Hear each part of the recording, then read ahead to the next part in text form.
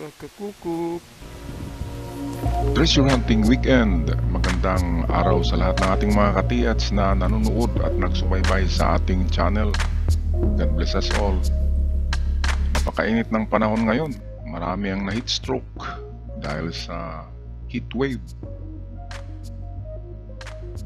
At narito na kami sa site na ipa-scan, ipa-detect ng ating katiats.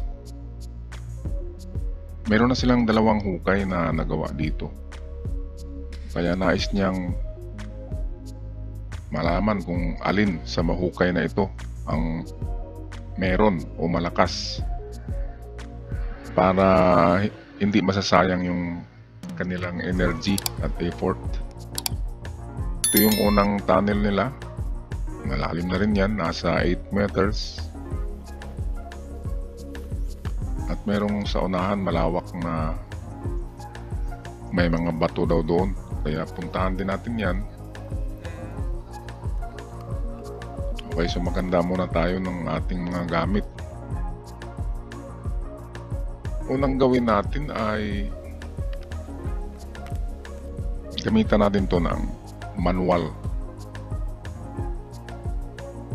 para meron tayong pagbasihan kung saan tayo mag-start pag-scan.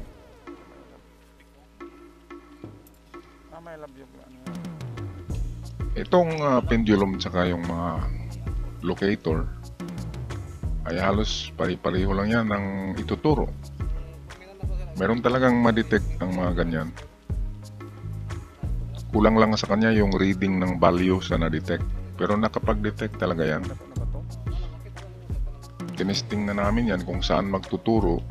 I-scan namin. Meron talagang pula. Yung pula ay yung minerals, yung target. At kapag mataas na value ang pula, nakalagay naman yan sa laptop yung value ng na-scan. At kung pasok sa precious, yun na yun. Yun na yung hukayin. At kapag masyadong mababa, ay huwag na muna hukayin. Pero kung nasa tapat ito ng magandang marker, kahit na mababa ang reading, kapag mayroon talagang legit marker sa kanyang harap o sa gilid, pwedeng hukayin yan kasi mayroon ngang marker. Ang rason kung bakit mababa, kung binalot yan ng makapal na mga alkitran ang item or binuhusan ng makapal na uling, kasi ang dyan, ang compound na nariyan sa alkitran at uling ay carbon. Ang carbon ang pinaka kalaban ng mga scanners at detectors. Parang kinakaber kasi niya ang signal ng carbon. Kaya humihina ang signal ng item kapag mayroong ganyan.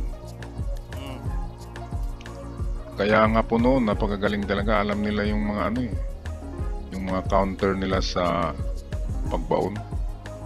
Kung anong dapat ilalagay nila. Okay, so ito, locator muna tayo. Ayan, umiikot na kaagad siya.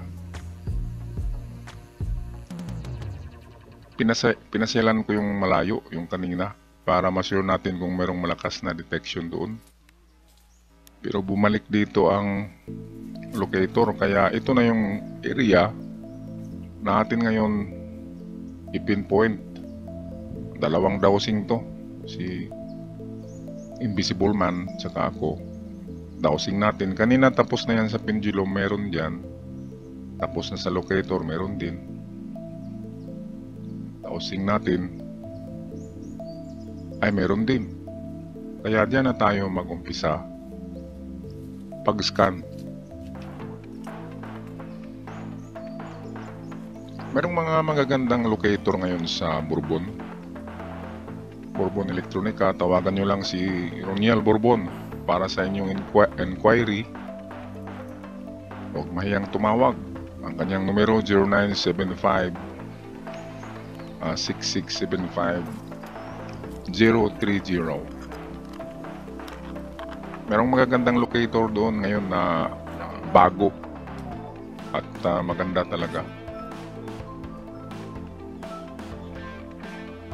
Ito, so pendulum man, confirm na sa kanyang pendulum kung iikot sa ito na portion. Kaya ayan nga, walang tigil sa ikot. So meron ngang ano dyan, meron ngang anomaly. Pero bago natin yun i-scan, puntahan namin tong sa unahan. Meron kasing malalaking bato dyan na tinuturo ni Katiats. Pero hindi yan nag-detect sa ating manual na mga gamit. Kaya ang tsansa dito ay baka merong mga sucker deposit lang. Yung mga sinuksok lang sa malalaking bato. Yung malalaking bato nasa unahan pa. Tinitingnan ko lang tong maliliit dito kung merong mga marka.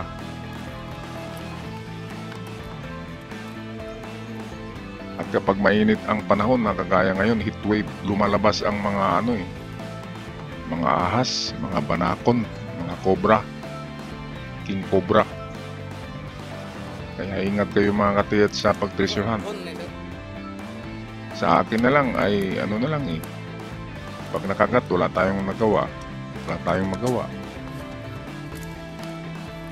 At na lang yan sa ating guardian angel na sana ay sa ganitong mga lugar. Alam ko naman na ganitong itsura na lugar, maraming ahas talaga yan. Sana yung Prince Cobra na vlogger, maganda yun na yun yung kasama. Para pag may ahas, alam niya na merong ahas.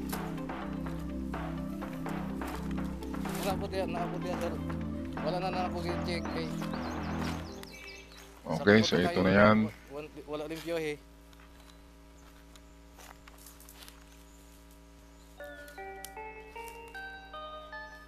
Basta't makakita ako ng malalaking bato, akin talaga yan dinidetect. Kasi merong mga bato lang talaga tingnan, pero merong maliit na chamber yan sa loob. At meron nilalagay na mga kunting kayamanan. Ito yung pinakamadaling makuhang mga item. Itong hindi ibinaon, nilagay lang sa bato o nilagay sa simento. At kapag binasag mo ay mayroong laman. Yan ang talagang maraming nakakuha ng ganyan. Parang tsamba-tsamba lang yan kasi. So itong ating gamit, napakaliit yan pero reliable yan. Makapagbasa talaga yan ng precious metal. Alam niya kung iron o hindi. Alam niya kung silver or gold. Kaya marami ang bumibili niyan sa Bourbon. Meron ng version niyan na bago ngayon. Mura na lang din. Nasa 12,000 na lang. Pero mababaw yan ang ma-detect niyan. Mababaw lang. Hindi yan yung pang-hukain mo sa lupa. Pang bato lang yan. Sa akin, ginagamit ko yan sa puno. Baka merong nalagay sa ugat ng puno. At ginagamit ko sa malalaking bato. Pero gamit talaga siya. Kasi meron siyang identification ng kung ano ang na-detect. Magandang gamit. Okay, so final detection tayo gamit ang ating Proton Elic LB16.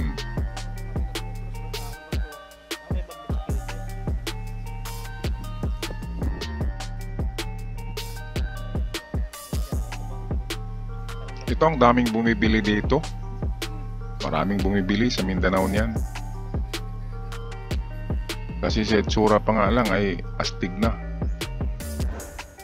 16 ka antena or sensors, effective talaga siya. Makapag-detect siya kasi napakaraming sensors niya. Ngayon, ang hinahanap talaga natin kapag proton ay yung value reading na merong value na 30,000. Pwede rin 29 lang, 28. Basta 30,000 na yung pinakamataas niya.